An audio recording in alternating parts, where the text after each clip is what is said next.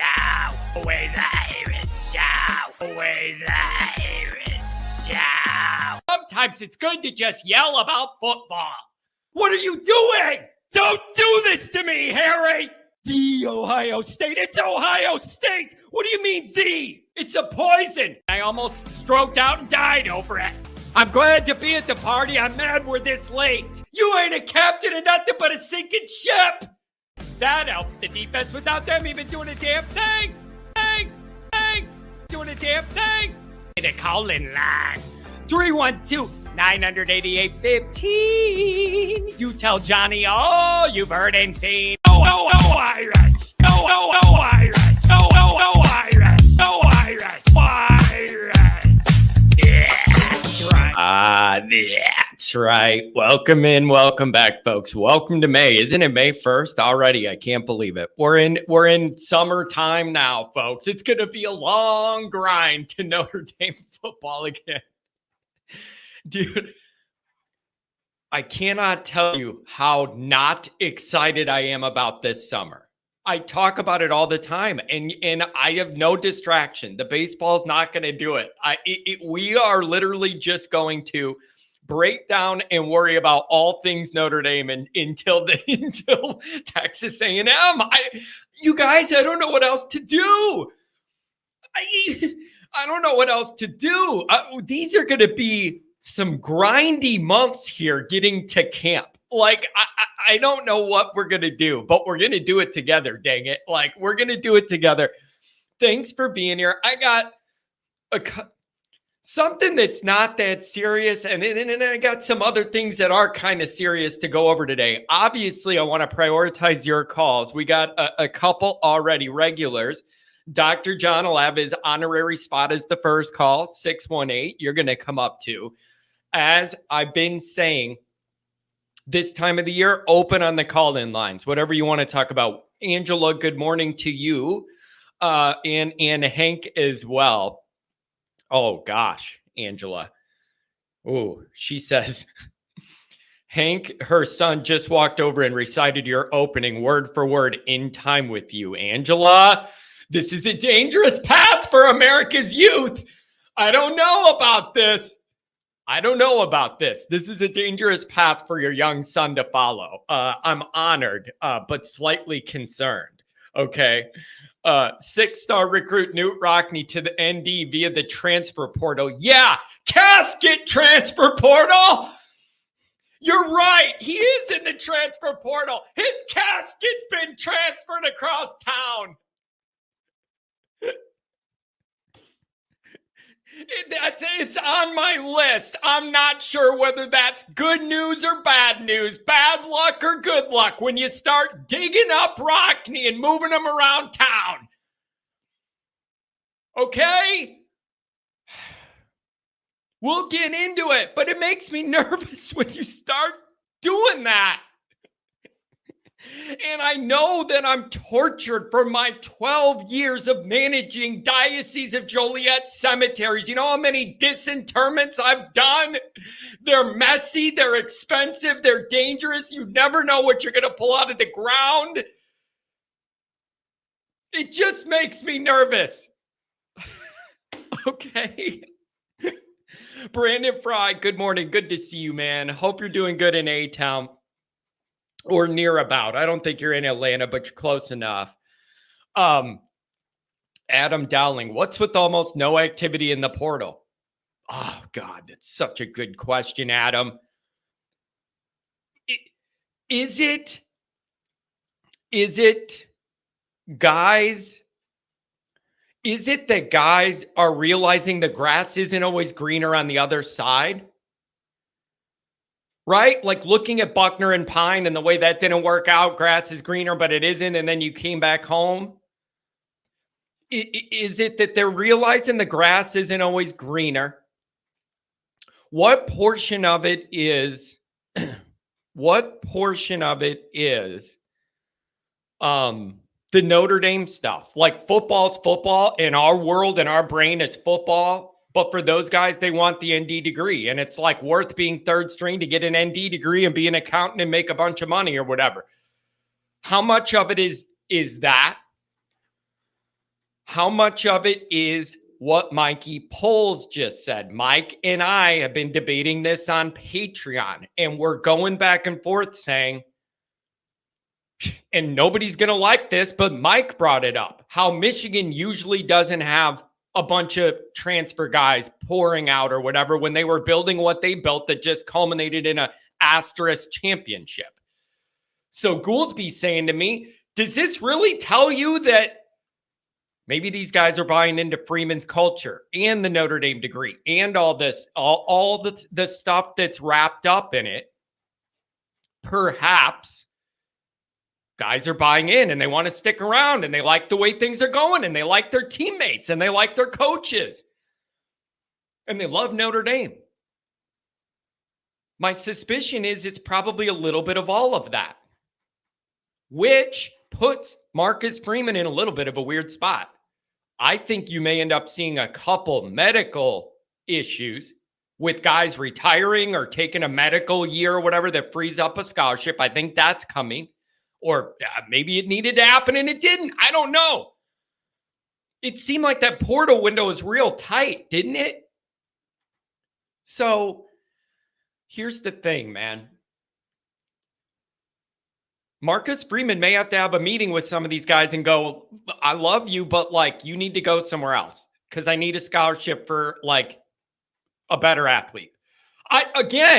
I'm not trying to be a jerk, but at some point you need to start thinking about, do we want to be little nice old Notre Dame petting everybody on that? Or do you want to win playoff games? Because you can't be all of both all the time. You can't be all of both all the time. Sometimes we in Notre Dame land get stuck in this. We got to be the nice people. We got to be we got to be soft about things. We got to be nice and caring about how we do things and how we operate and all that. And a lot of that's in the DNA of Notre Dame overall, not just Notre Dame football, but Notre Dame overall, to do things the right way, treat people with extra dignity and respect, and the old Catholic thing, treat people the way you want to be treated. I love all that. That's why we love Notre Dame, is that those values. At some point, though, you got to quit being nice and it's about winning. And I don't envy this position, but that's why you make millions of dollars a year to have to sit a kid down and go, you need to leave. We need this spot. Sorry, dude, you're not going to play. You're not going to play. You're not going to play. And I need guys that can play. I talk about it all the time. And my dad brings it up. I saw him in here and he said, Hank rules. Yeah, I mean, Dad, you're partially responsible for what this has turned into. So there's no way out for you, buddy. There's no way out for you. You're a part of the reason I am like this.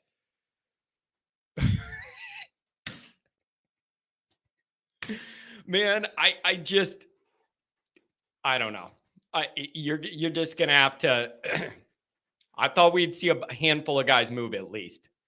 So you obviously can't bring any guys in when you're already over the number to begin with, and it's not going down. So the portal window just blew by us? I guess it just blew by us. I don't know. Maybe people just really like the culture we have here, which would be a really good sign. Eric Toma with the $5 holler. He's my lawyer. Okay, player. If you do a good Seawalk short with help from Mark, I'll donate $100 on the next podcast. Deal? Oh, baby. Mark, let's figure out how we want to do this. Because there's a couple ways we could do it. You could do AI and input me Seawalking, or I could actually do my actual Seawalk, and then we could build around it. So, Mark, we need to figure out how we want to do that. I'm not turning that down. Tom Chris, 2488, $20 holler. These wonderful people traveled from out of state for the blue and gold game. Not only did they come to just hang out and help with the tailgate and everything and be with the crowd, they brought handcrafted gifts and stuff that they made for our group with my logo, all this cool stuff. I'm going to do a little video on that stuff coming up, but just the nicest people in the world. And I appreciate it very much. And then we have Dr. John here. with the 555, the cinco, cinco, cinco. Buenos dias, Juan. Esparo Cinco de Mayo. And thank you for the 555. You're keeping the phone lines alive, baby. You know what I'm saying? Jeez, Ken. Ken, I love you, man, but I just wish you had more entertainment options. I've been waiting on this show since yesterday. I'm a football junkie, so I sat down and just looked at what Notre Dame was bringing in recruiting in the portal. I will be in this topic all day. What do you mean bringing in the portal? Doesn't take you long to look at that. Does it? Oh, man. Andrew brings up Colsey.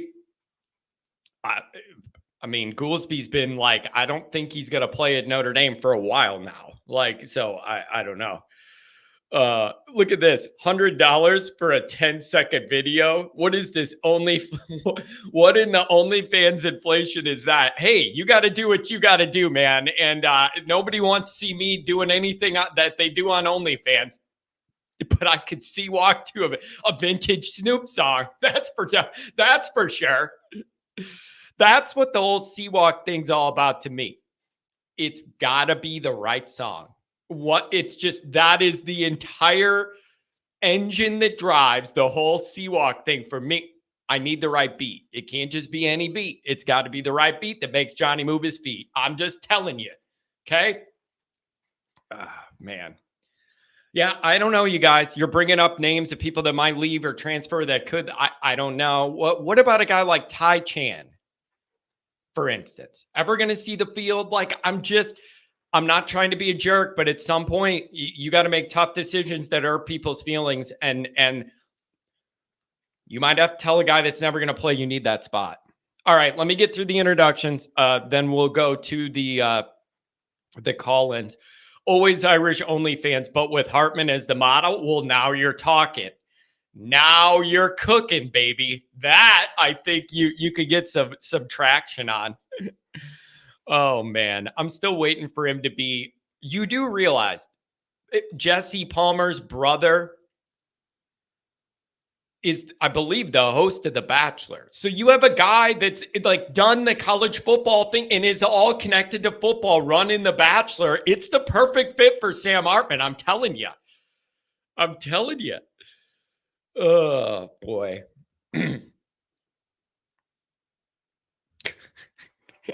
Kent's over here ripping the class. Can you just give me a break? They're sitting at number 1 for 25 right now. I know it's not going to last, but can you just let me have that for a little bit, Kent? Also, there is more good recruiting news coming. A couple people reached out to me that have the inside track on that stuff.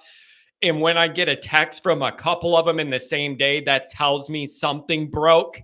So you got more good recruiting news coming for 25, I've been told. I don't know exactly when, but you're going to have some good news coming if you're a Notre Dame fan in that regard as well. So, that's how I see it.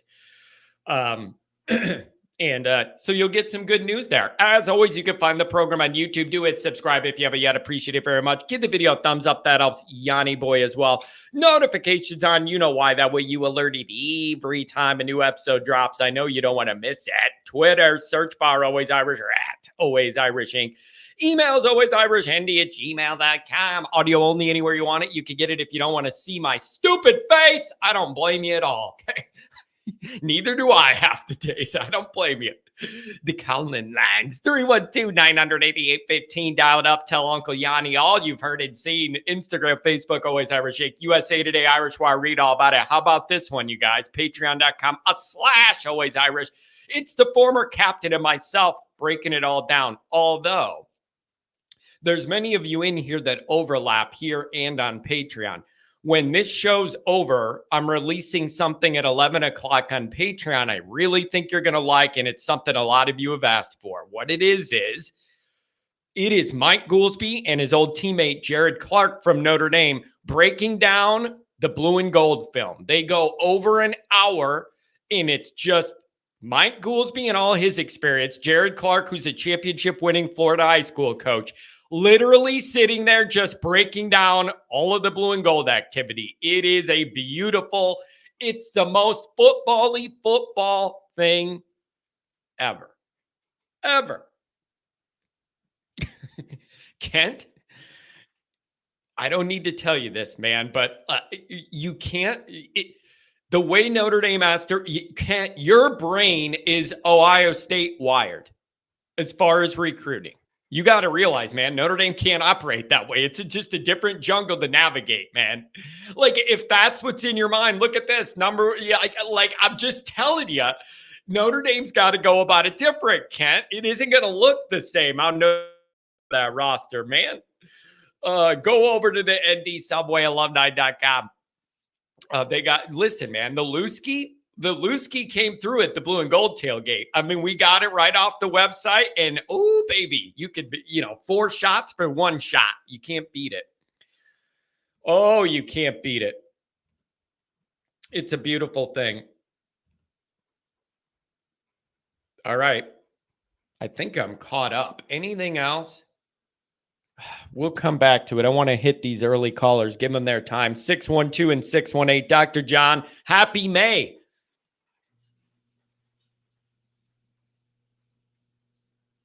Hello? No. Don't tell me we're having no phone issue today. Don't do it. Let's try again here. 618. Do I got you? Yo, up, John? What's up? Hey, man. I was just calling, man, this week, just to, I'm excited about the summer as well, man, to see what's going to go on. Are you surprised Notre Dame wasn't active in the portal and didn't have some guys leave? What do you make of that? I don't think they needed to go into the portal, man. They went into the portal when they had to. They got the position taken care of that they needed to get taken care of. Now they just got to put everything together and let's just go take that step forward to go. Now, we did need a DB out of the portal, because we lost a couple of DBs with Clarence Thomas and the freshman leaving, man. We did need a couple of DBs, but I'm thinking that framing them like, man, we're not really worried about that right now. Yeah. So I don't know, man. I don't know if those guys just want to, they like the culture. They want to stay at Notre Dame. So I don't know what to make of that, man. And what do you think of the recruiting, man? Good news Sunday. That's a really good pickup. And I understand there's more to come. I'm excited about it. That's a different type of athlete and one that there's zero chance Kelly would have pursued out of Florida. Zero chance. Forget it. Zero chance that guy's even talking to Notre Dame if Kelly's involved. Wouldn't even try it. It was a 2-year relationship building process. Kelly would have been unwilling to do it. Like, it's a different world with the way they're trying to recruit. And they're going hard, man. They're going extremely hard to get what they want, what they need. Now I'm just looking for, man, if we can get Mark Zachary, and we can get maybe Blair, and he was one more that they was looking at, man. If we can get them guys, man, this would be the best DB haul ever. I mean, probably ever. Yeah, I understand you're looking good for Zachary. So that may be the next thing coming down the line here. Hint, hint. So I'm told that that's looking really good in there. People are saying they can't hear you good, man. I don't know if you're like at work hiding in the corner or what you're doing. I don't know. Can you hear me now? Yeah, that's better. Thank you. So I don't know, man. Things are looking good. It's just a matter of looking to August and what that's going to look like, what that O-line's going to look like, everybody's health. It's going to be a long summer, man. I ain't looking forward to it. Yeah, I'm hoping that Leonard be back, man. And, if not, we got to run with one of the younger guys, man. If Leonard not back. Yeah, it's just. It's going to be interesting. Hey, can I ask you, have you heard that news story that the big conferences are looking at maybe a revenue share model for all the players? Have you seen this yet, man? They're talking about maybe doing a revenue split with the TV money for the players to avoid a lawsuit down the line that could end up costing everybody more. I don't know what to make of that, but I keep seeing more and more articles about it. I haven't heard anything about it, but I think that'd be smart. Because look at what's happening right now. I mean, these guys suing the NCAA, the conferences, and the schools for back pay. Yeah. Yeah. And that's the issue. They're talking about like, it looks like they would lose in court. So they don't want it to string out to the point where they have to go to court and defend it and lose and have to back pay all this money and everything. So they're trying to maybe get ahead of it with some sort of model where they pay out from the TV money and all these players in those conferences get a certain amount. And then I guess if you're going to do NIL, it would go on top of that automatic payout. It's a wild world. That's probably where we're heading with these guys as kind of employees with insurance and benefits or whatever. Like, it wouldn't surprise me. This is big business. So I don't know what we're going to get from this. Right. And I just, man, the NCAA is a big machine, and they've been using these players for many years. I mean, these schools making all that money off these jersey numbers, and even though the jerseys don't have their name on the back of it, people still know who these jerseys are. Yeah. Yeah. And I was happy that the NCAA game from EA Sports is now they're going to pay the players, to use them in the game. You know what I mean? It was none of that when I was playing college ball, man. It was none of that. I'm happy that they make it a step forward because it's kids that go, man, they stay in their dorm and go hungry for a couple days, for days at a time, man. And now it's time for the NCAA to pay up, man.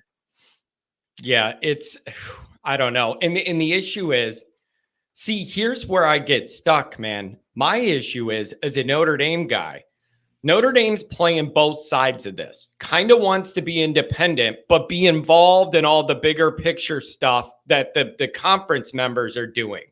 So you're trying to string that out and thread that needle. But then you end up in a position where if these conferences are going to pay guys out a revenue share, where does that leave Notre Dame? Because if you don't do that, guess what? You're not getting any other players the rest of the time. Because why would anybody go to Notre Dame when you're giving up guaranteed money to go to any other school? That's where it gets interesting for me, is because Notre Dame's kind of held hostage in a way by choice because we want to be different. But where that catches up with you is if all these people are paying automatic payouts, if you're not doing it, you're never going to recruit well again, because why would anybody go to you and not make the money? So these are big picture issues, man. And I think what the conference is trying to do, they're trying to force Notre Dame into a situation where either join the conference or you get left behind, man. It's one of the two, Yeah, especially if they do a revenue share. That's the issue. Players. Yeah, that's the issue. And, Notre Dame got a nice deal out of that playoff money. They got a real nice deal out of that. Yeah. People don't realize, but people. I mean, I know a lot of people. I love Notre Dame, but I also, in the reality that I played college ball, man, is you gotta look at it both sides of the coin, man. I know that we don't want them just going out there and say, here's going $1 million check. But man, these kids, look how many jerseys have been sold off these kids, man, and how many jerseys and hats and all type of different things have been sold off these kids. And then when these kids are coming in as freshmen, and hey, I want my portion up front, instead of I have to wait till you sell all these jerseys or whatever. Yeah. No, I want my portion up front, because you're going to make the money off of me. I want to make the money back. Yeah. I want to make the money up front that you're going to make off me in the long run. Man, it's a wild world, isn't it? This has all changed so much. It's such a wild world to me. What do you make of Notre Dame's recruiting right now with 25 looking? Do you like that class? Do you not like that class? Do you think it doesn't have enough star power? Where do you fall on it? And it's about to get a little better, I understand. What do you think of it? 25 might be the best class that Freeman ever signed. You think so? Yes, I think we definitely going to sign the best quarterback that he's signed in the last 3 years. He definitely signing that. They're probably going to sign I want to see the second best wide receiver haul that he probably gonna sign. If he get Meadows and he get Boggs, that'll probably be the second best wide receiver haul that he done got. DB Hall, he probably gonna this probably be the best DB Hall ever in Notre Dame, ever. Yeah, they've done a really, really good job there. You know, they always have done good with the O-lines, with the tight ends, with that lineage. Now they're starting to create that in the secondary, and that's a beautiful, beautiful thing. So now if you could just get, if you could get some more of those skill guys, man, that's what I want to see. The only issue that I have, John, is the defensive front. Yeah, that's fair. That's very, very fair. That's fair. Yes. Washington, dude, if you lost out on Justin Scott twice, he went from Ohio State to going to Miami. And I don't care what nobody say, man. That kid wasn't looking for NIL money. They never pushed for that kid. That was the biggest issue. If they would have pushed for that kid would have easily. He was ready to commit to Notre Dame. And Ohio State went in there and said, no, they're not pushing for you. Give us opportunity. Because I don't believe Ohio State paying out all that. But, they're not paying out NIL money. I don't think none of the Midwest schools are really paying out a ton of NIL money. Well, didn't Ohio State just go crazy with it in response to Michigan winning it all? Like, what a great time to get serious about NIL and all that after you let the worst case scenario for the whole world happen. Then you decide to get serious. So, like, good for Ohio State. Good for you, right? When you allowed my worst case scenario in college football to happen, you get serious about it. Wow. Thanks for the urgency. The only schools I believe that's playing the NIL tag is the Southern school. Yeah, they have the money to do it. Yeah, if Notre Dame really wanted to play the NIL tag, then they will have any kid they wanted in the country. Notre Dame could do it. They have the money. I have learned a lot more recently about what that all looks like. There's a lot of money, man. Notre Dame's got the money. This is not an issue of Notre dollars in the bank account, so we got to sit out till the next. That is not the deal. Notre Dame has the money in the NIL thing. If they want to do something, they can make it happen. Period. Notre Dame has the money to compete with some NFL squads. I mean, so you can't tell me, man, that they don't have the money. And stop playing these bums that's in the doggone transfer portal. That's quarterback. Dude, the transfer portal game is over. Do not pick up another transfer portal quarterback. Yeah. That is done. Yeah. We had 2 in a row. One of them underperformed. The other one is injured. Yeah. And as far as let me go back to the defensive line, man, if Washington, you getting all these defensive ends, where the beef at up front? Yeah. That's the one. I think that's one area where you have a justifiable little concern about that recruiting class and the way it's being put together.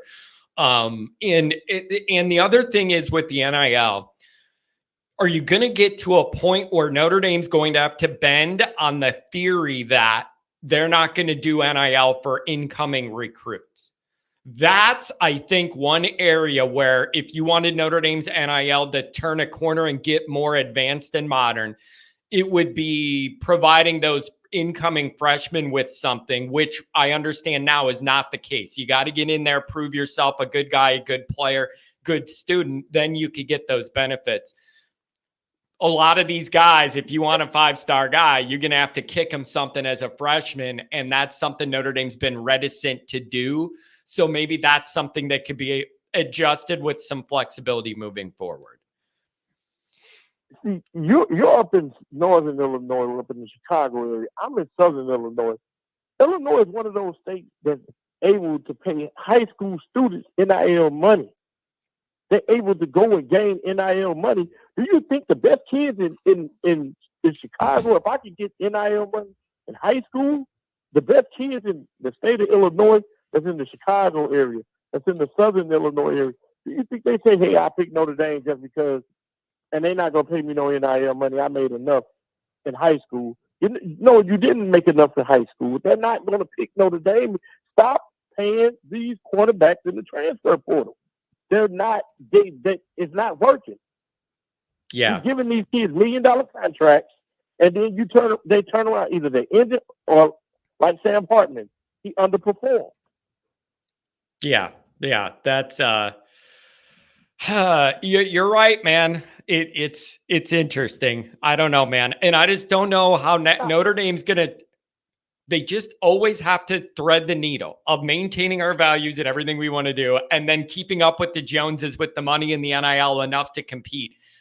It's a little stressful, man.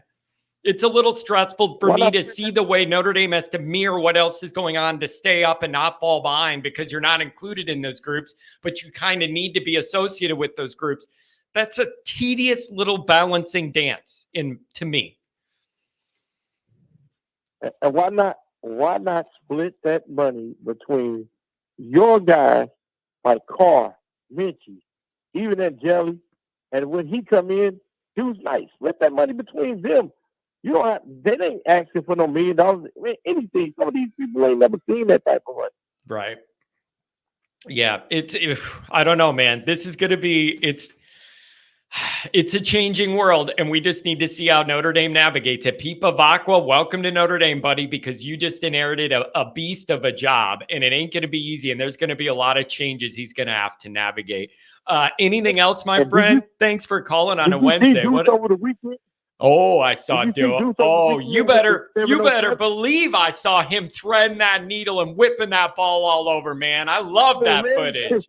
I love that footage. Look, why not give a kid like that, man? Look, man, I seen somebody, an Ohio State guy on Twitter say, well, it's just 7-on-7. That don't count. I'm like, dude, 7-on-7 is where you get to learn how to read defense. That kid was killing it. Yeah, he looked really, really an astounding athlete. It was awesome to see. I enjoyed that film so much, man. It was long throws, short throws, threading the needle, just so long and athletic. And in that lefty throw, I'm into it, man. Anything else? Thanks for calling me on a Wednesday. I appreciate you, man. You're regular. I love you. Thank you. All right, my man. Hey, you take care now down there in Southern Illinois. All right. Do some recruiting for us. Oh, boy. Oh, what do we have here? I don't want to yell today. God dang. I don't want to yell again, but here we go. John, would you elaborate on the benefits of exaggerating the recruiting to the point of nearly straight up telling the fans a lie, what the benefit is? This is strike 2 for you on this regard. I'm going to stay calm. I really am. This is strike 2 for you in this regard. Again, for the final time, I'm totally fine with, John, I disagree with your opinion.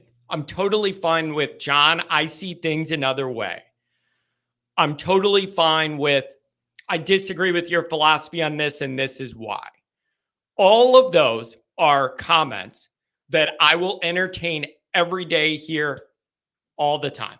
None of that's ever going to offend me if you call in and go, yeah, I see what you're saying, but I want to go, I disagree with you. I can handle that.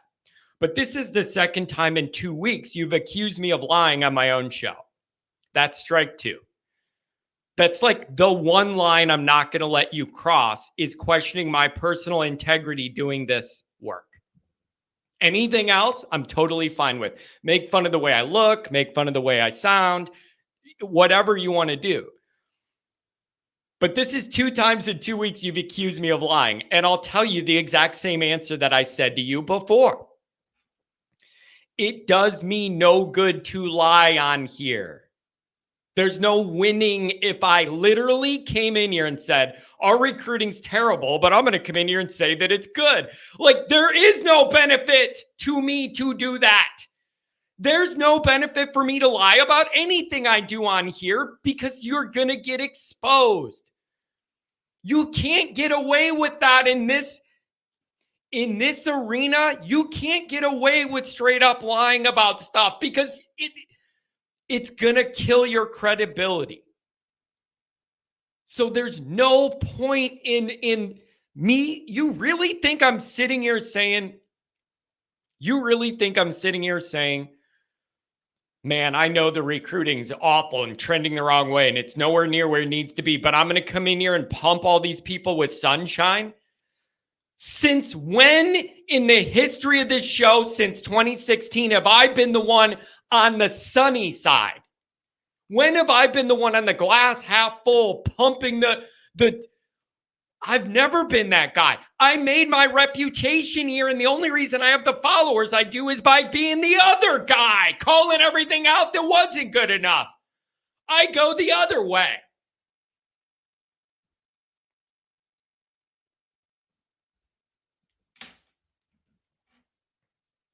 So here you go, man. Seriously. Give me a damn break. You see what it says? #1 recruiting class, Notre Dame. And it's not going to stay that way. And we all know it's going to drop. But the idea that they're sitting at #1 right now, and you're telling me I'm lying, saying it's a pretty decent class, maybe you need to go back and drink 6 more of what you drank when you called and mumbled for 15 minutes Saturday night.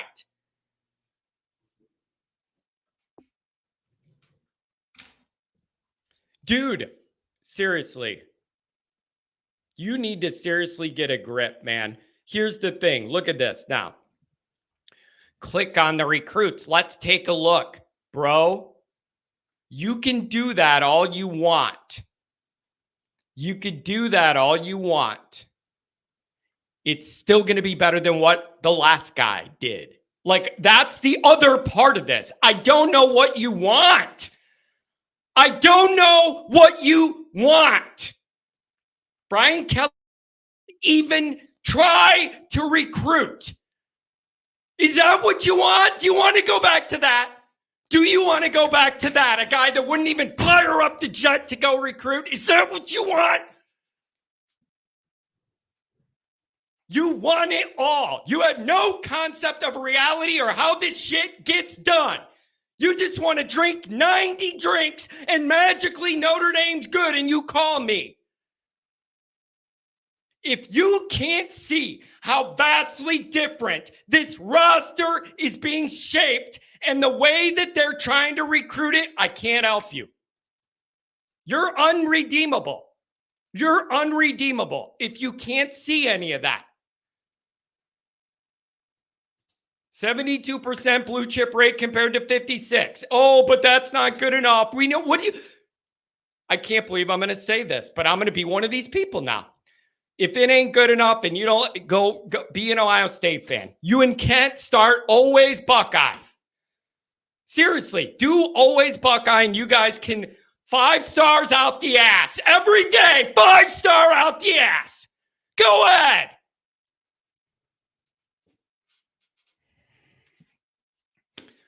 But for you to say, I'm straight up lying by suggesting this is a decent class, I pull up the rankings and it says Notre Dame #1. I don't know what you're leaving me nothing to work with. If you think it's just a magic 5-star factory here, that's not how things work.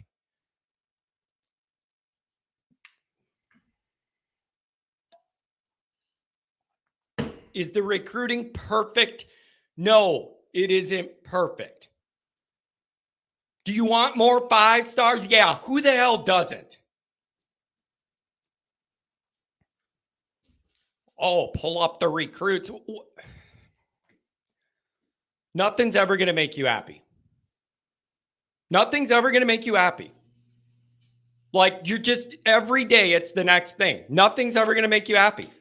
But it's just so funny to me how different this whole recruiting operation is, the different types of kids they're going for, their mentality, their physical type that Notre Dame's trying to lean into now, the effort and all that. It's totally different.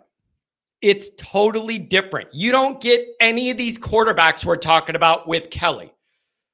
You don't get this kid we just pulled out of Florida the other day with Kelly. Like, the whole recruiting operation is taken 5 notches up.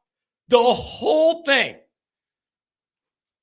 You can still say we need more 5 stars or whatever. Yeah, I agree with you. I would like that too. But the entire operation, the way they're trying to recruit is night and day different in every single way. These guys are working their asses off. These guys are working their asses off. And that's the number one thing you need and didn't have with the last guy. It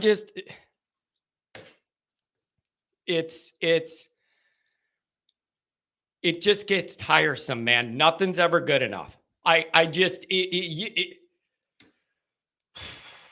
Would you like Kelly back?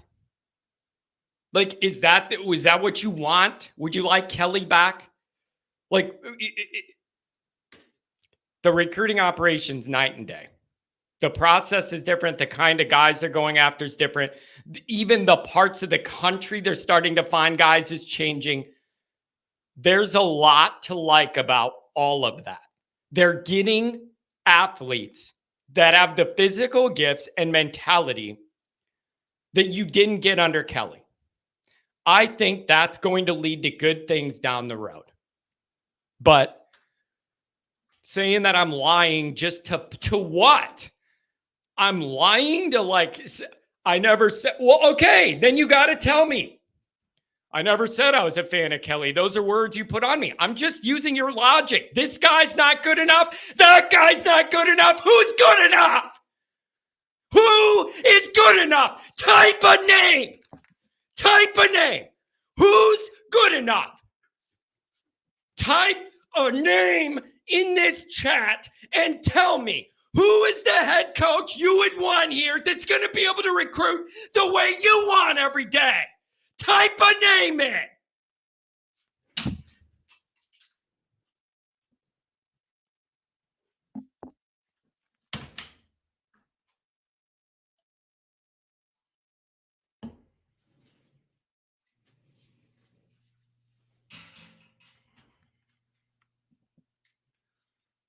It's real easy to sit there. Nothing's good enough. Nothing's good enough. Nothing's good enough. You don't have any suggestions for any solutions either.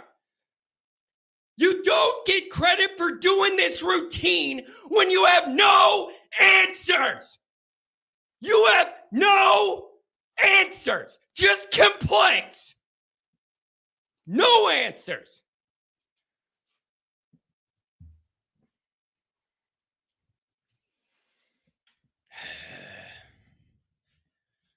Remember when I said I wasn't going to let it bother me?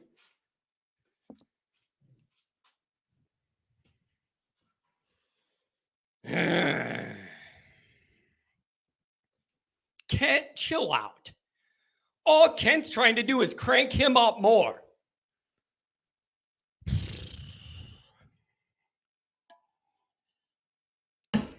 You know what I need? I need somebody to calm me down. Dr. John, how perfect. Good morning to you, sir. What's going on with Dr. John's phone? And I know it's not my phone line because the other one worked. The other call worked. 707, do I got you? Got you? Dr. John, you got a phone problem, Dr. John, because all the other calls I could take, it's something from your end because my line's working. What's going on, man?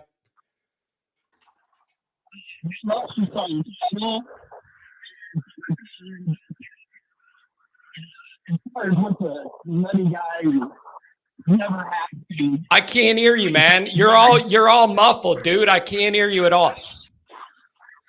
All right. Sorry about that, John. I don't know what to say. Is it getting better? I just had a car pass. A little bit, but it's still Can you hear me now? there. It's getting better now. Okay. Nutters are just trying to drive you crazy so you join them. The goal of every nutter. They want more nutters. So that they'll poke and prod. I can't hear.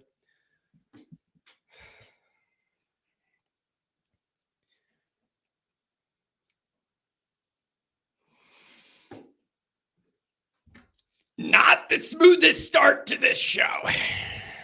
I'm going to just try and keep it together.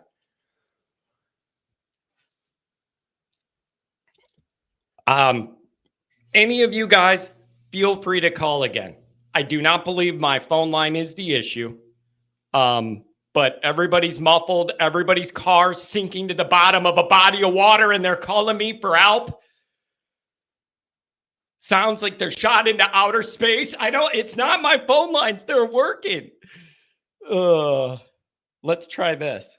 Let me try and call Dr. John instead of him doing it the other way. Let's see.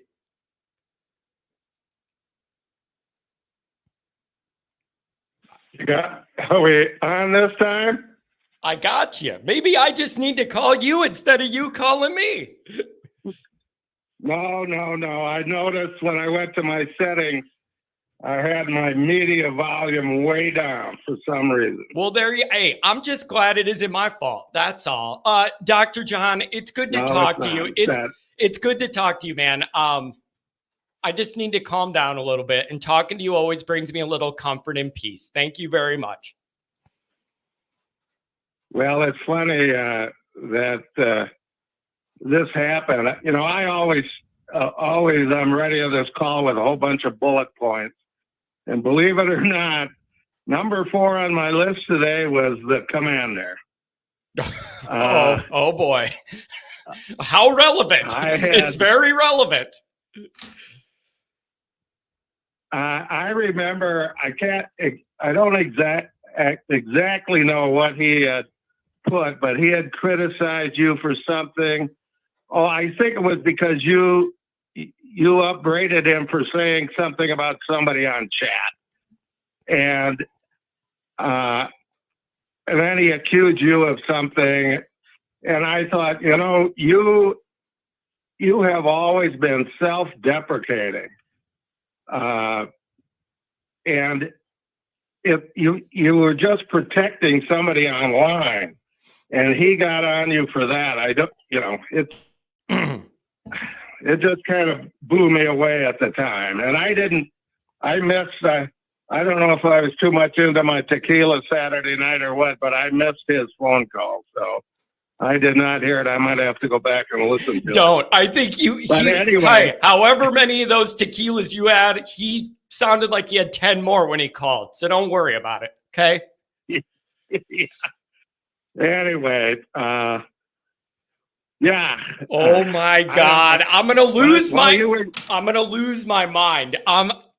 Oh, Dr. John, I need to just engage with you. I'm going to lose my mind. Now he's saying I've never gotten on John personally. 2 weeks in a row, you've called me a liar, saying that I'm operating this show lying to all the Notre Dame fans on purpose. It does not get more personal than that. All right, Dr. John, it's me and you, buddy. I'm in the zone. It's me and you. It's me and you, baby. Let's go. Okay.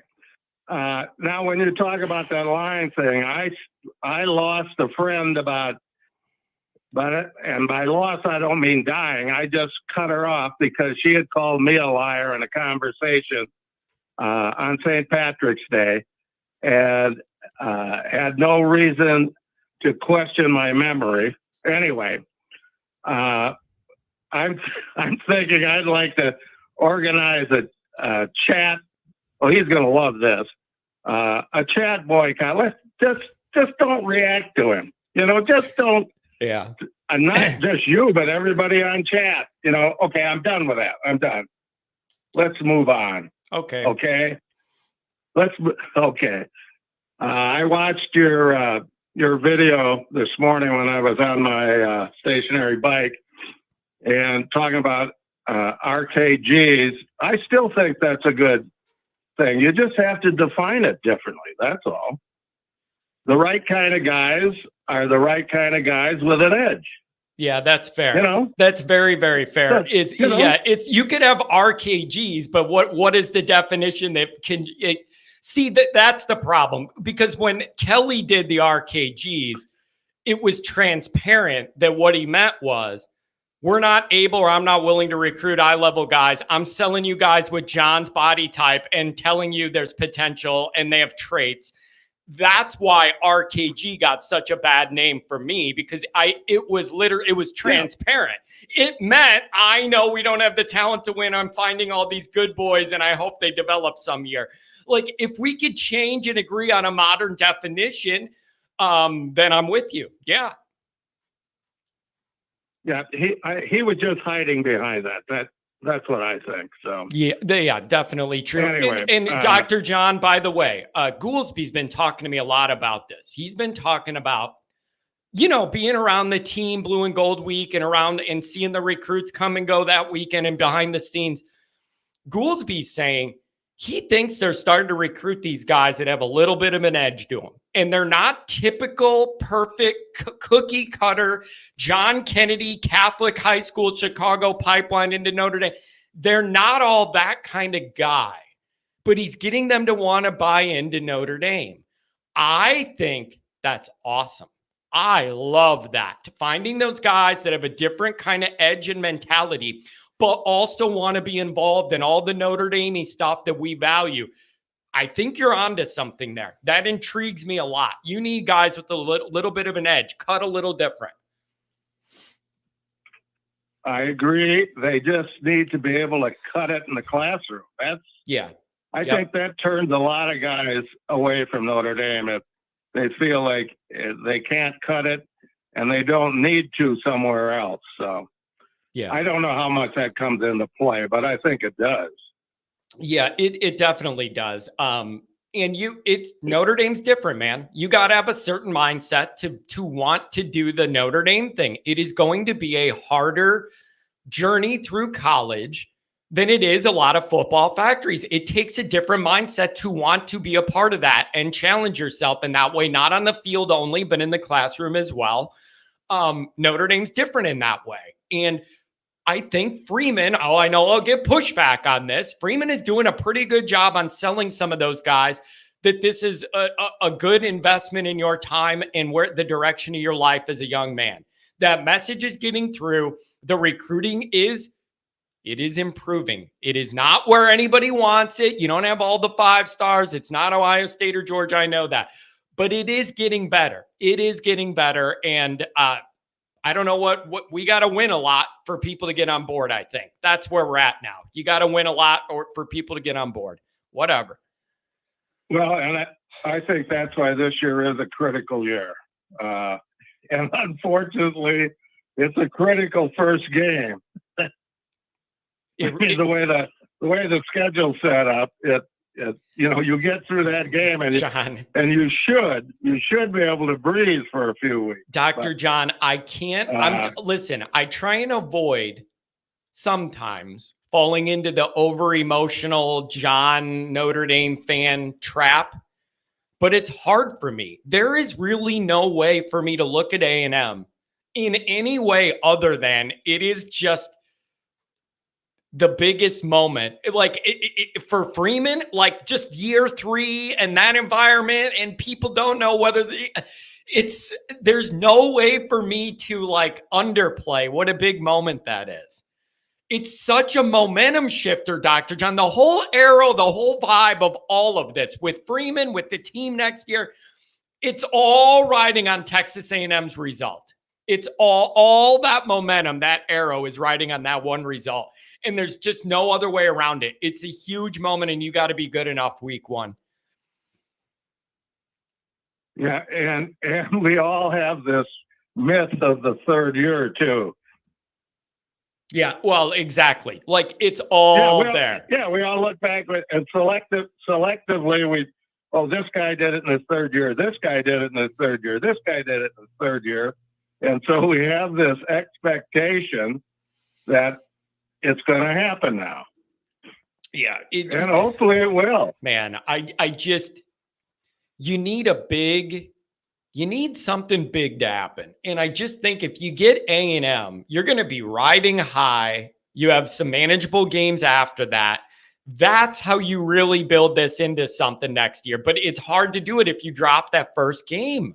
It's really hard to do. Yeah. You got to go in there and grind out a win in the heat against SEC speed, like whatever it is. You got to go in there and win that ball game and be ready. Freeman's got to have them boys ready.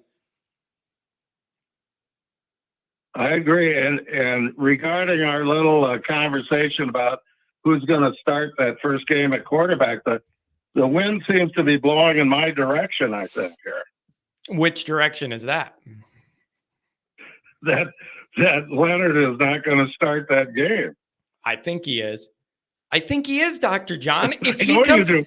I know you do. But if he comes into August healthy with a clear bill of health, and we get into August camp, he's going to be the number one guy taking all the number one snaps because there's not enough time to do it any other way. I really think that's what's going to happen. Now, if he has a little setback health-wise, we have a whole different problem in discussion. But if he enters that game with enters August with a clear bill of health, he's going to take all those number one reps. I guarantee it. They can't afford to not do it because they only have a month and then they play A&M and they lost all of spring with him. He's going to get the ones because there's not enough to go around and they need to get him integrated with the offense. So it's all going to depend on that health status the first week of August. Well, if he starts the A&M game, here's my prediction. He's going to be in a red jersey. Does that work even in the regular season?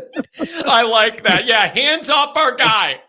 Oh, that's funny. That is really funny. You know what is a change though, Dr. John? Now that you're mentioning quarterbacks, they did change the rule. Now they get they have the NFL where they get the earpiece in their helmet for the plays and everything. That's going to be something new for the quarterbacks. You're not going to have those dummy signs on the sideline to tell them which set of plays it is. They can actually tell them right in their earpiece now. So, so that's going to be a change.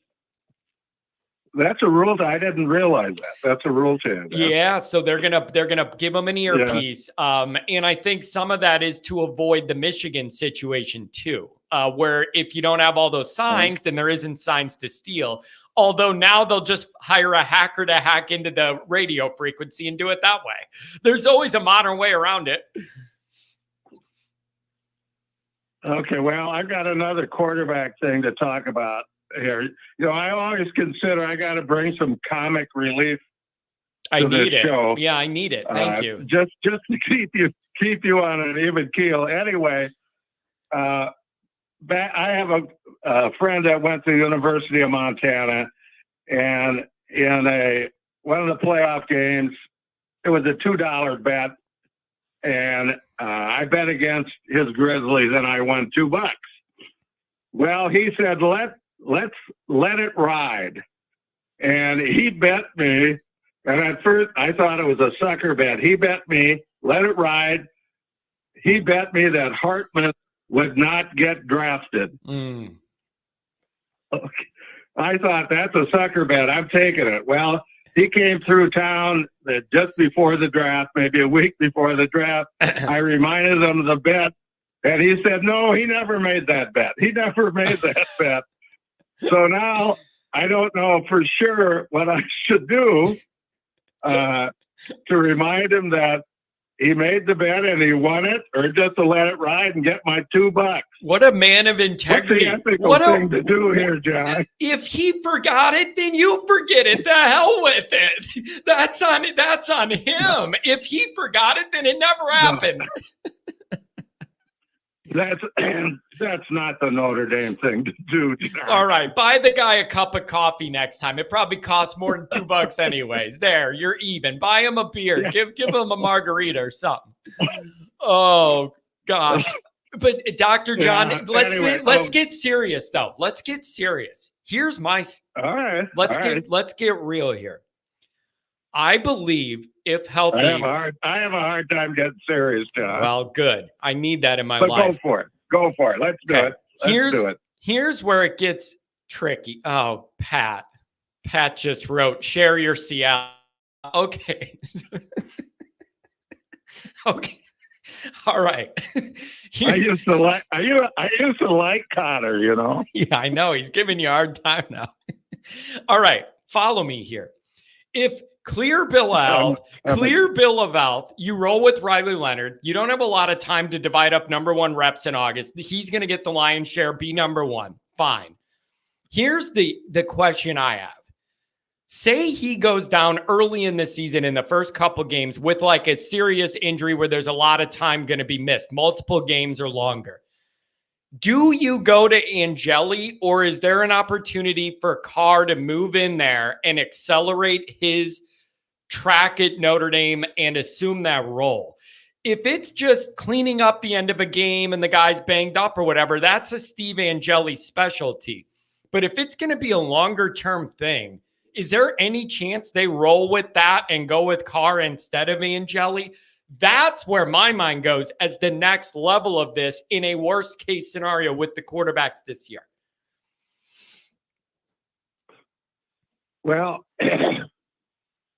let's assume if Leonard starts that A&M game, I assume Freeman thinks that Leonard gives us the best chance to win. Yeah. If he goes down, I trust Freeman to play the guy that's going to give us the best chance to win. Yeah. Yeah. And that's where I am. I don't know who that is. Yeah. Yeah. And you know what else is interesting about that? This is in my brain too. This is a very healthy exercise, Dr. John. This was in my brain too. We were talking about, me and Goolsby were discussing the offensive line.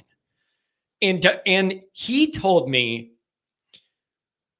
John, this offensive line is not going to be one of our better ones, but I think it has better talent than a lot of the most recent ones. There's a huge balance between like potential and what somebody could be or end up being, but they're not there yet.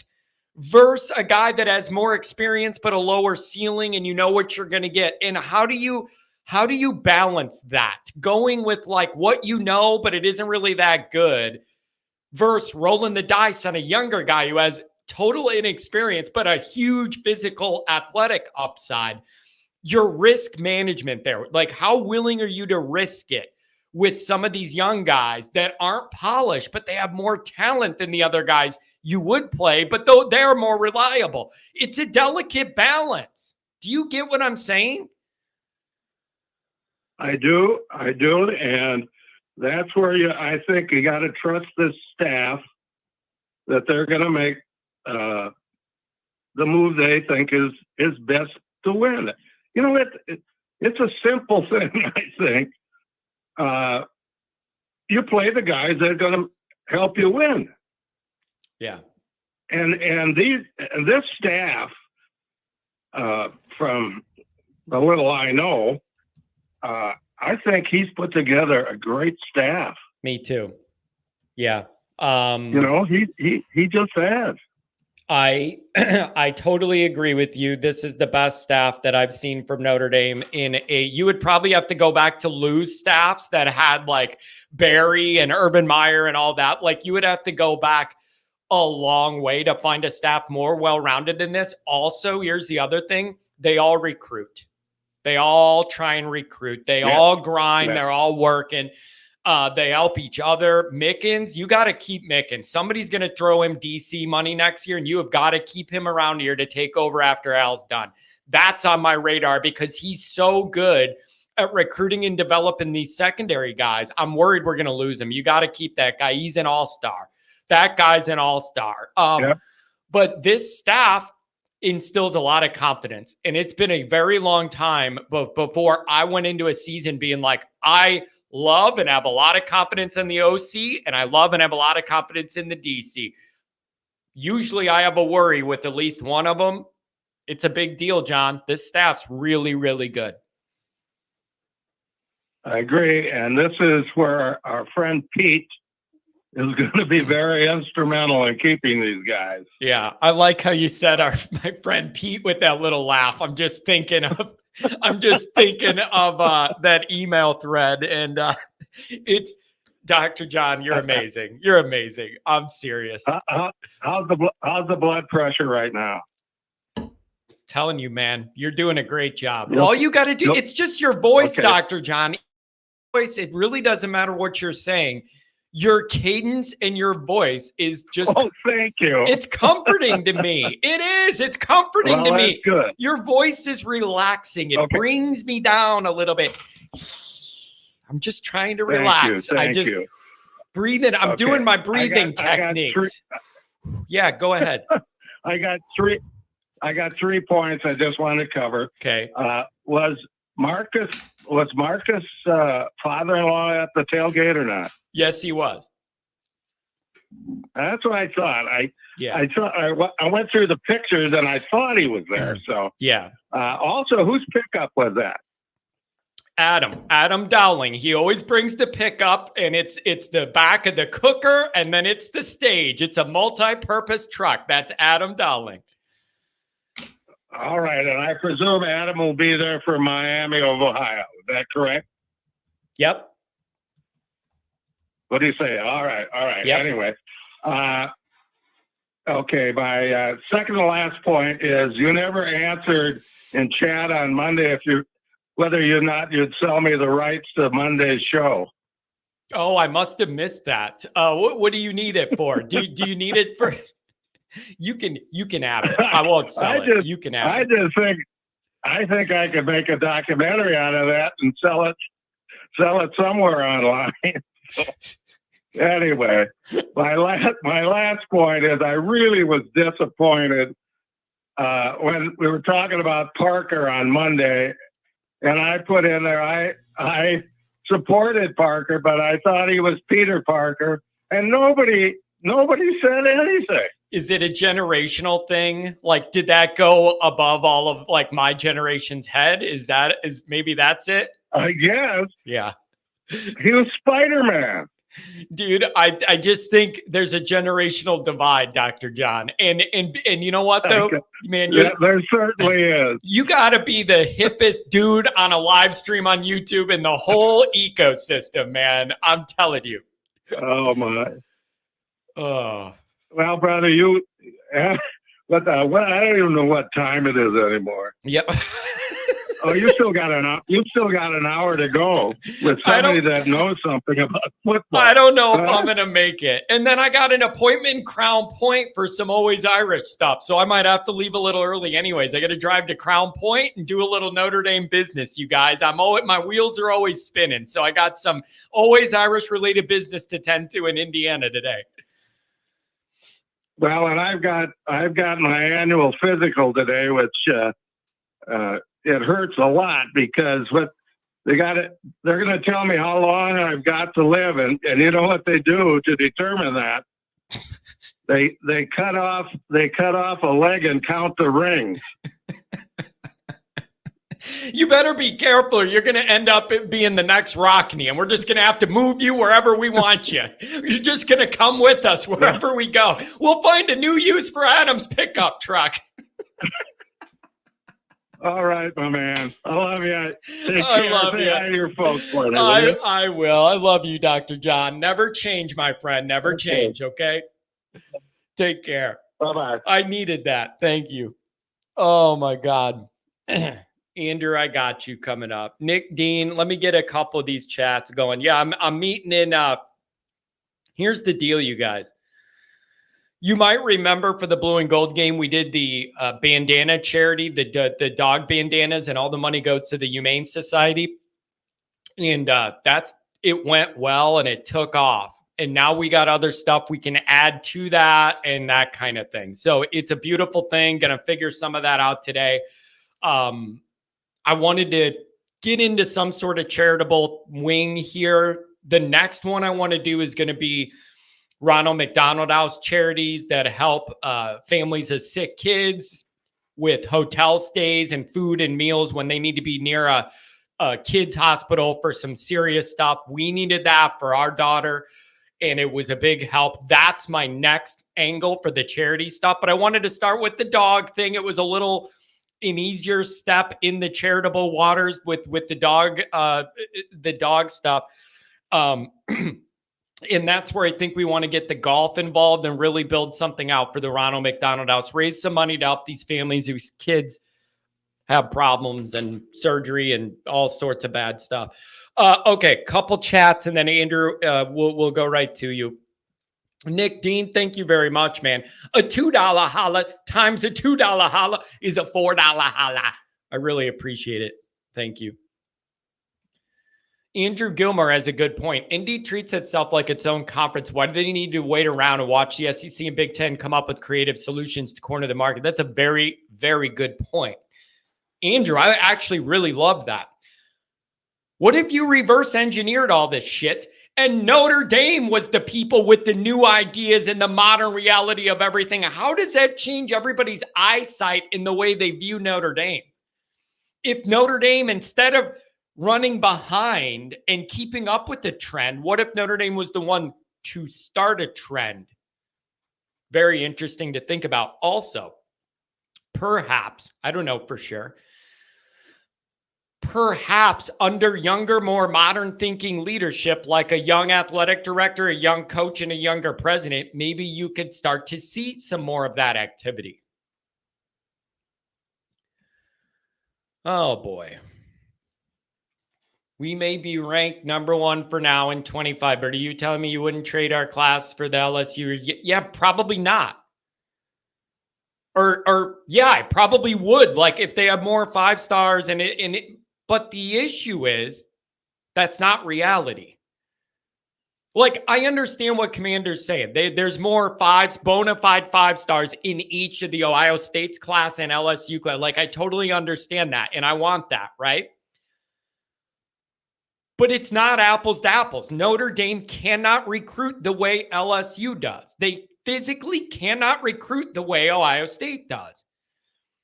So, like, it doesn't do you any good to be like, when you looked at Saban and Georgia being number 1 or number 2 for recruiting for like the last whatever many years. John, wouldn't you rather have those guys than ours? Well, yeah, no shit. Yes, I would rather have a whole team full of 5 stars than not. But you got to deal with the reality of our existence. You got to deal with the reality of our existence. We're never going to be able to recruit the way Ohio State does. We're never going to be able to recruit the way Georgia does. You're never going to be able to recruit the way Saban did. Give it up. You're never going to be able to do it. So it doesn't do you any good to ask, would you rather have Georgia's class? Yeah, no shit. I think I would. But you're never going to have it because Notre Dame's not built that way. I'm going to have a stroke.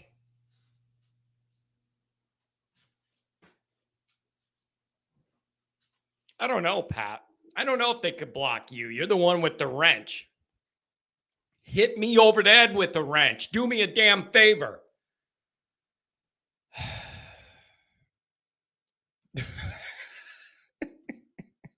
Would you rather win a national championship or have Commander Luke happy about a recruiting class? Like, dude, it's just such a funny argument to go, look at Georgia's class. Wouldn't you rather have that? Yes, I would.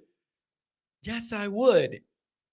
But Notre Dame has this little requirement called the players that play there can also read. And that's kind of an issue. Oh my God. Oh boy. It's important to have the right culture. Having a team of 5 stars doesn't always work. You want to have the chemistry and healthy culture. That's definitely got to be a part of it. But Notre Dame's leaned into that way too much. And you learn, no matter what the culture is, you still need good players or you're not winning shit. You're not winning anything. You can have a kumbaya and we're all, and we're smoking a peace pipe and everybody's getting along and we have a good culture. I need guys to make plays. You needed one more guy to make a good play against Ohio State. You didn't have that guy. You didn't make that play and you lost. Like, I'm all about the culture and stuff, but you need a certain level of talent no matter what. And then the culture gets you over the finish line. That's how I look at it. That's how I look at it. talent, man. You need some talent. What else did I have? I'm struggling today, man. Andrew, I'm coming to you. You guys realize you're mad at me because your team is mediocre and your players are ranked 1,263 in the nation. How am I the bad person for pointing out the flaws? Here's what I have a problem with. To the Notre Dame fan base, Ohio State serves one point, one purpose: not letting Michigan win anything. We don't like either one of you, but I personally like Michigan a lot less. So your program's usefulness to my group, a lot of them used to be at least they're preventing Michigan from doing anything or being anything. Now that you guys have not done that, there's no warm feelings at all. Like, if you don't do that, you're worthless to us. And you haven't done that. You totally allowed on your watch the worst possible scenario for me in football. You allowed it. So I think a lot of people in the Notre Dame lane, we have no use for Ohio State. Your one useful purpose used to be to make Michigan people miserable. Now you don't even do that. So you're worthless to us. Like, I don't know, like, if you feel like it's a little more pointed this year, you interacting here, that's why. We used to have somewhat of a symbiotic relationship where at least, yeah, I don't like Ohio State, and I definitely don't like most of their fans, but at least they beat up Michigan, and I had respect for that, of you being the ultimate gatekeeper, preventing them from doing anything. You've totally blown that, so I have no practical use for you at all. The worst case scenario for me in college football, your group allowed to happen on your watch. Not 1 year, not 2 years. It was a 3-year process that you allowed it all to happen, let it all fester, and ushered them into a championship. You guys did that. You were the gatekeepers. That was your main role, and you failed. Therefore, we're done with you. You lost your utility. The only reason any of us even played nice with the Ohio State people was because of what you used to do to Michigan. Now we don't have that. There's no utility now.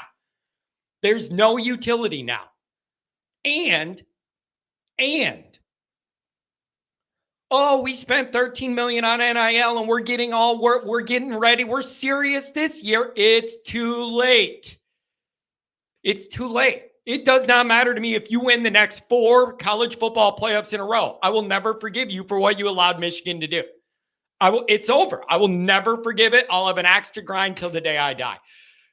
But it's infuriating that you guys sat around with your Ohio State arrogance for 3 years thinking you're better than Michigan just because you've been better than Michigan, didn't do anything, let them rise up and work you over. I don't respect that. So I don't care how much money you're spending now. And if you win the title this year, I don't care. You just allowed the worst case scenario to happen on your watch. You have no utility to us. That was your one redeeming quality of Ohio State. The one single redeeming quality was you used to block Michigan out and make their lives miserable. You don't do that anymore. So you have no practical utility to Notre Dame at all. So if you feel like people are a little more harsh towards Ohio State, that's why. You used to provide us with one thing. Now you don't even do that.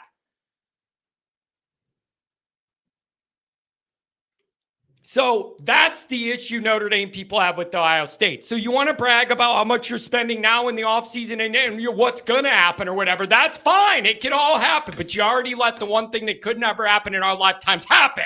And I'll never forgive you for it. You had 3 years to figure this shit out and you didn't. You guys sat there and said, we see what's happening and we're losing to them, but I still think we're better than them and we don't have to change anything. Your arrogance is what allowed that Michigan thing to happen. Because you didn't adapt, you didn't adjust, you didn't do anything. You just came on here and said, we're still better than you and we don't need to change anything. Now look what happened. Now look what happened. So I have no respect for that. That Ohio State arrogance is the reason you let Michigan rise up for 3 years, thinking you didn't have to change anything.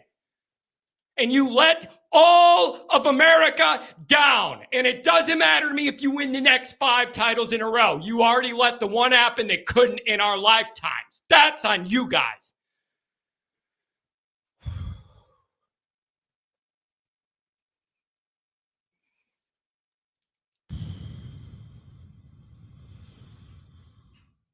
I'm having myself a morning. So, fine, Kent. Oh, you don't have real talent. Look at what Ohio State's bringing in. We're used to guys that are top 3 at their position, and your guys aren't or whatever. Dude, you just let Michigan clown you and stomp on your nuts 3 years in a row. You made them heroes. You guys have the responsibility on behalf of all of college football to prevent it, and you rolled over and let them happen. And you were too arrogant to even admit anything was going on or that you needed to change. That's the kicker. It isn't just losing to them the couple times or whatever. It was the Ohio State, the unique arrogance of Ohio State to think this is okay. It's okay. We don't need to change anything. We're still better than that, whatever. 1 loss, 2 loss, 3 loss, title. You allowed it all to happen. So you lost your practical utility doing that. And so you could brag about whatever you're going to do. It doesn't matter. You already let that one happen. So, and I see a lot of Ohio State people that just don't talk about it, block it out of their minds. They don't want to even think about that Michigan thing at all. They don't want to think about it. You could do that, but it still happened. And it's still on your record. Like that, you were the gatekeeper of that. And you let the world down 3 years in a row. All because of Ohio State arrogance. Specifically because of Ohio State arrogance. We don't need to do anything different. Everything we're doing is fine. Our NIL is good enough to compete. Okay, don't worry about Little Michigan. It's just one lucky thing or whatever. Your arrogance is what caused this situation. It means nothing to me that you're trying to fix it now. It doesn't matter. It doesn't matter now because the worst case scenario happened and we all got to live with it forever. Unbelievable.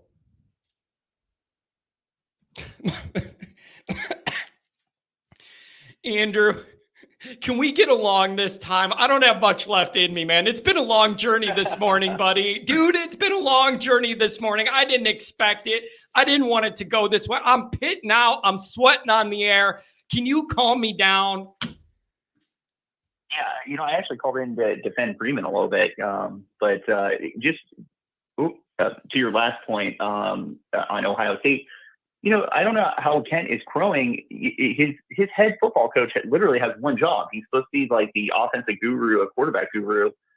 And he troughed out Kyle McCord last year. I mean, if you just look at star ratings, Kyle McCord at 247 had him as a 97 overall.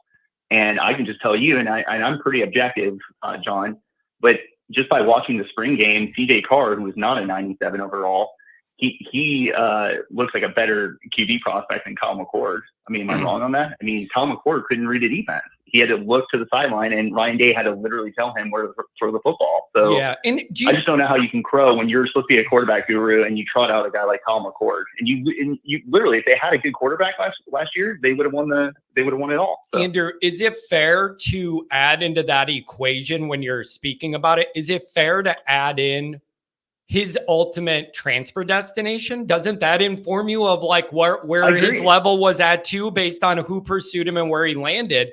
Because now he's in a really rough spot, really much talent around him. So I don't know how it's going to get any better. He's going to play, but he might it might not go well. I agree. And I actually think more indicative of like Kent should kind of like be a little quiet is look who is probably going to be their starting quarterback. Now, I've been a big defender of Will Howard because like a lot of people say he sucks or something. He doesn't suck. He played for Kansas State.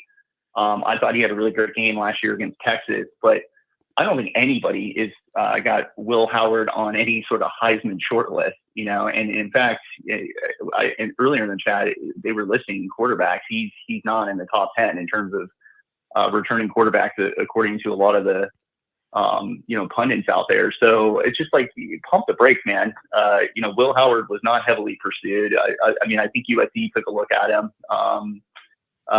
And then if I was Ohio State, why didn't you spend the NIL dollars on Cam Ward? I mean, that guy fits Ryan Day's system perfectly. So I think that sometimes, and you saw this with Mac Brown at Texas, sometimes when you have an embarrassment of riches in a state like with Texas and Mac Brown, sometimes you make really bad calls on the most important position. Like Mac Brown took certain quarterbacks over RG3, for example. And it's like, if Texas had RG3, they would have kept rolling, and Mac Brown would probably still be the coach at Texas. So yeah, I just think people like Ken should pump the brakes a little bit, So and then Andrew, can I throw something in here? And this, I've been thinking about this from some of our talks and some of the other stuff on this show, and that I've seen.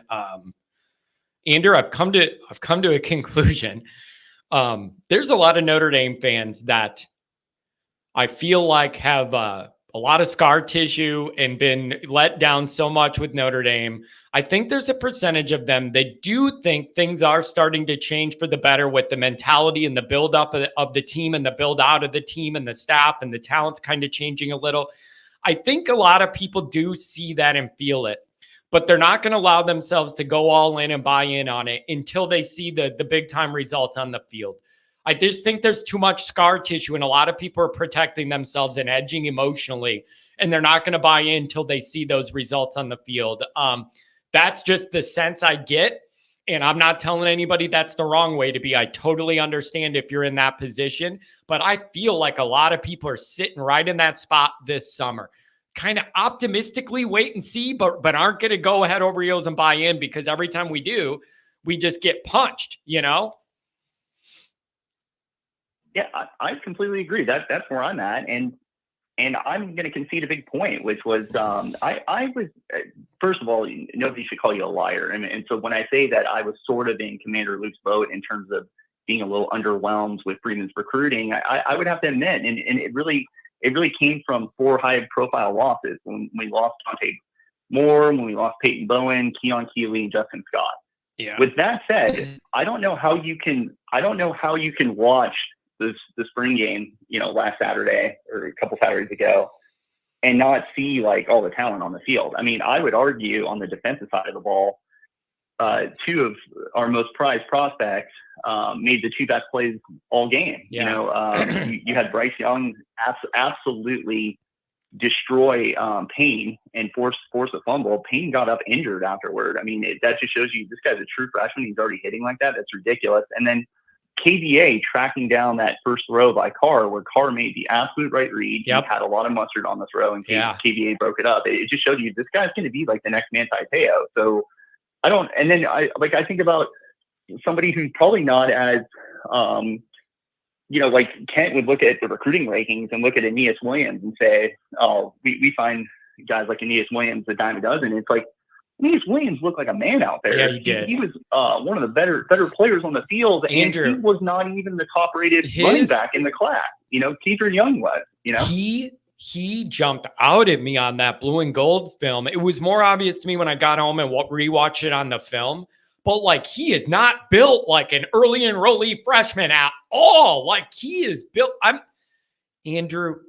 It's changing. The roster is changing. It's just, I need the results so that it's not just me throwing this line in the water. Like, Notre Dame needs to do something to give people a factual marking point to buy in from. We need that moment so that people will start to let the anxiety go and buy in a little bit and be excited about it. But I just think you're at the point where you need something big on the field to happen in one of these big games for people to really dive in.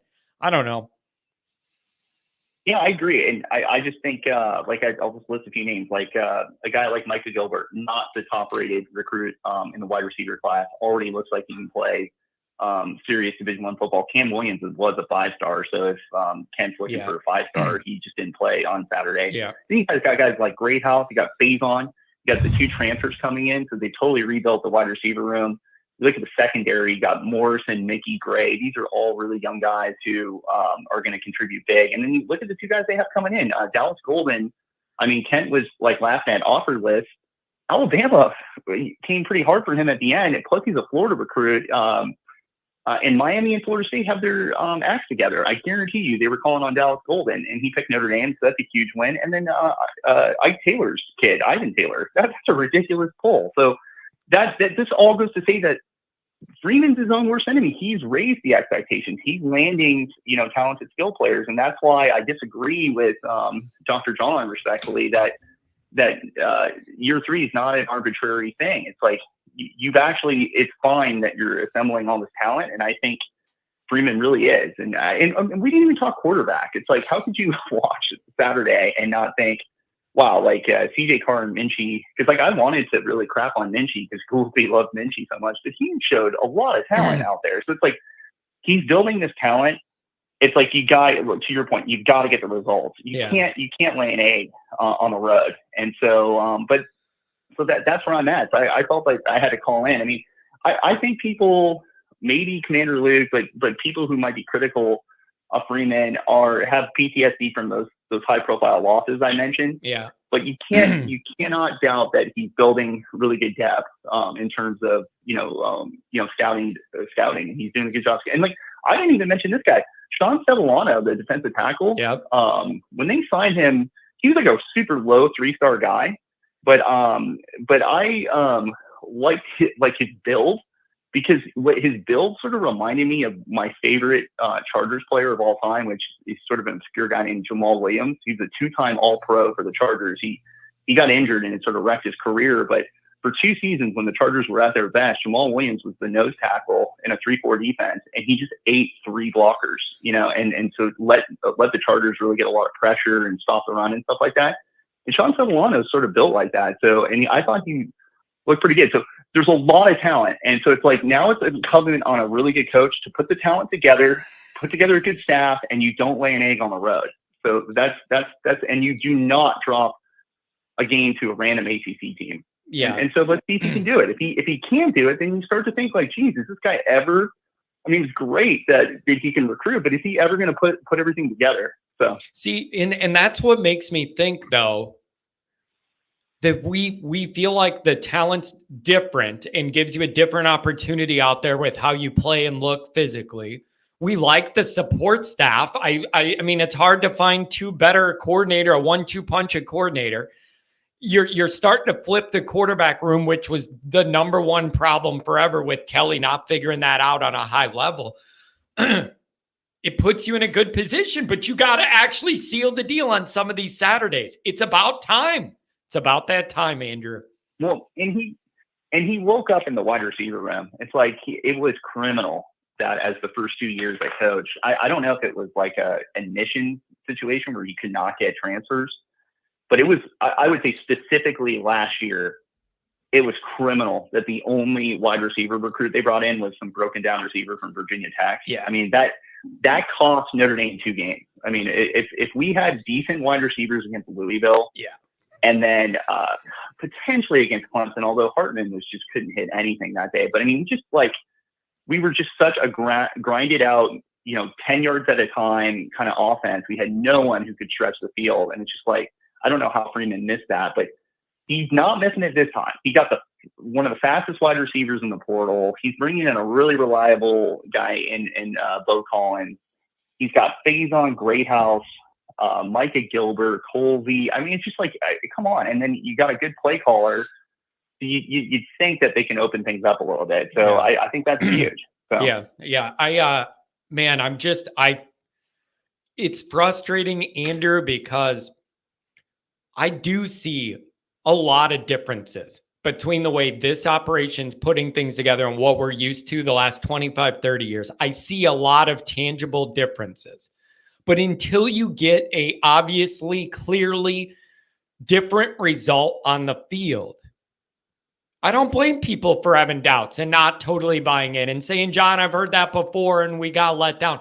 I totally understand that. So I'm hoping we get some of those high marking points so everybody could get excited and trust in what they see. We don't have that right now. And it's for good reason. My big thing It's is, for like, good reason. We don't have that. I need to get it. My big thing is, I don't know how you can watch what's going on with the talent and be like, that's your big complaint. My big complaint is, 10 men on the field. It's like, Marcus Freeman didn't realize there were 10 men on the field. Right. 2 plays in a row. And then All my that, big complaint is like everything coming together. Duke, like Duke, why is he playing for a 48-yard field goal down by 1 point? It's like, I want to get that ball as close to the goal line as possible, to try to win the game. So like that stuff really concerns me more. Is like, is this guy going to, because like there are a lot, John, there are a lot of good coaches throughout college football history that were really good recruiters. Like I think about when I was in college. Do you remember Ron Zook? He was the former Florida coach. Wasn't he in Illinois, right? Yeah. Yeah, he went to Illinois. It's like he built. So that first Florida team that won the championship, that was Ron Zook's recruits. Plus Tim Tebow was Urban Meyer's, but I mean he was sort of like a supporting player. He wasn't even the starting quarterback. That was Ron Zook. Ron Zook knew how to recruit. Then he went to Illinois. He recruited, the Steelers running back Mendenhall, and so like that guy could recruit, but he could just never put it all together. And then look at a guy like Mario Cristobal, who is, he's building a really good team in Miami, but he's proven that he's at this point in his career, he's just a recruiter. He's not proven he's a good coach. There's a lot of coaches like that out there, and so I think Freeman's got to prove that he can put it together. But to like attack him on recruiting, I think you look pretty stupid right now. I think that I think he would shut everybody up if he just signed like a 5-star Viper. That would just shut everyone up. And then maybe if he can keep stacking, high 4-star wide receivers, because that's something that Notre Dame just really hasn't done over the last All year. right. Now let me make you feel better about this. If one of your chief concerns is the Marcus 10-man and all that stuff, which is upsetting, aren't you confident that each season and the more games he coaches, you'll have less of those situations? Like, is it wrong for me to assume a natural progression of him tightening all that stuff up the longer he's doing this? Or is that dangerous of me to assume he would tighten all those things up with more games and more years to where it isn't a problem and you're no longer a new guy? Or is that dangerous for me to think? Well, it might just be me, but year one, Notre Dame sort of struggled more at home, remember? And then it was sort of a relief to go on the road. They won some big road games, with the exception of USC. But year two, it was like the reverse. I'm really concerned about how they played on the road. Like, I don't think that they played really any. I mean, I'm trying to remember back. Did they play any complete games on the road last year? I mean, like maybe you could say NC State, but really that first quarter was a disaster. No, it was a pretty big struggle. It was a pretty big struggle. Do you count Ireland? Like, dude, these slow road starts are a huge issue and they cannot afford it this year. Whatever caused it, you need to figure it out. Travel schedule, what you're doing before it, mentality, messaging, what leadership. I don't know what it is. If it's the physical travel schedule had us tired, I don't know, but it ain't good enough. You got to fix that. I just would end on this, that like I'm in sales, John, and it's like some guys are really good at chasing like the big sale, but then when it comes, like once they get it, they're not good at like account management and, just like kind of seeing the sale through. And I worry. I'm glad Freeman is building a good coaching staff, because that's what I worry about with Freeman. Because like, I think he can be very good at preparation. Like, I think you have to admit, I think even Kent would have to admit, Notre Dame's game plan against Ohio State the last 2 years was the right game plan. I mean, it was the right game. It was the right game plan at Ohio State, and we had him where we wanted him last year. And so he can game plan for a big game, but does he have the attention span? Does he have the attention to detail to game plan week in, week out? Because I think you're right. Brian Kelly didn't like recruiting, but I don't think you can argue that Brian Kelly at least was a good dated or week to week, executive coach, because they didn't lose games to like Louisville, and I'm talking post 2016 Brian Kelly. Everybody wants to bring up, the Brian Kelly teams that he inherited from Charlie Weiss, it took 3 years for him to build. So Yeah. you can try to say, oh, Freeman's better than in his first 2 years. Like, it's apples and oranges. That's fair. Talk about inheriting an yeah. That's fair. And I'll give Kelly credit for that. I'll give Kelly credit for that. He won most of the games you should win. You expect Notre Dame to win. But on the negative side of that, I feel like he coached and planned scared entering any game where there was any doubt that like we weren't a good matchup or they had more talent or whatever. That's the downside. So I give him the credit on beating most teams we should beat. But on the downside, I didn't like any of the plans against any of the good teams we played. It felt like the plan was to not lose by a lot, not to go try and win. Well, and that I always bothered me. It always bothered me. And the honestly, kids know it, Andrew. The kids feel that too. It was the wrong big game vibe. See, honestly, I would argue that it was probably the right because you had strategy, to. but it's like Because you had to. But the reason that you had to, but see, that's where we come full circle. You could say that. There's 3 aspects. You could say that, and I'll say, man, I kind of agree with you, like whatever. But then that circles back to the recruiting, and that falls in Kelly's lap too in a different way. Why do you feel like you have to play? Why do you feel like you have to play to protect yourself and slow down and slow down the game and do all that? Well, it all came full circle. I'm ready for a new vibe, man. I'm ready for some new, Andrew. I mean, there's three components to being a great head coach. You got to recruit. Freeman's got that down. You got to develop players. A guy like Jim Harbaugh got that down. And then you got to do week to week game planning. And so. We know Freeman, like going back to Brian Kelly, I think he actually was a pretty good player developer with the exception of quarterback, obviously. But, I mean, you can see there's a lot of guys in the NFL under Brian Kelly's system. He had guys like Mike Elston, like Mike Denbrock on his staff. So it's like he knows how to develop guys. I think he was a decent week-to-week game planner, but he lacks the focus and the drive to recruit. I think Marcus Freeman has proven that he can hit the road and recruit like no other Notre Dame coach probably since Lou Holtz. But now he's got to prove the other 2 things. Can he develop young talent? And then does he have the attention span to win week to week? Yeah. It's great that you kicked USC's butt. Like, we killed USC. It was never even a close game. But how can we do that and then turn around and look as bad as we did against Louisville? So so he's got a lot to prove. Yeah, man, it's going to be a big year. And Andrew, man, I mean this. I am not looking forward to the summer, man. It's going to be a long time of all these debates and the Saturday night thing and all the worrying who's good enough at it. It's going to be a long summer. And I am looking at that Texas A&M game. It's on my mind every day, man. You just got to have it. Got to have it.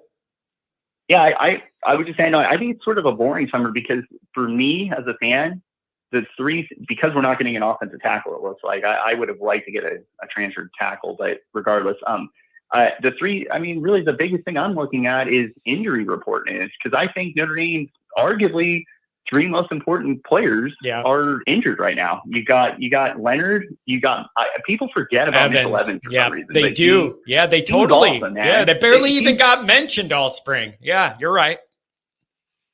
Yeah, and then of course I think what really makes that defense, and I think Xavier Watts should have split his trophy in half last year, is Ben Morrison. He D's people up. And Kent. I would love to hear what Kent has to say. 2 games in a row, he absolutely shut down Marvin Harrison, who's the top 5 draft pick. So it's like, we need that guy back. He makes our defense it's like having Darrelle Revis on your team. It's like, one side of the field is completely shut down. So it's like, those are 3. I think that's the biggest thing in the offseason. Let's get those guys healthy for week 1 at least. So. Yep, you're right, man. Hey, thanks for the call today and for keeping my blood pressure under the stroke zone. I appreciate it. Thank you. Thanks, man. See ya. Have a good one. Oh, boy. All right.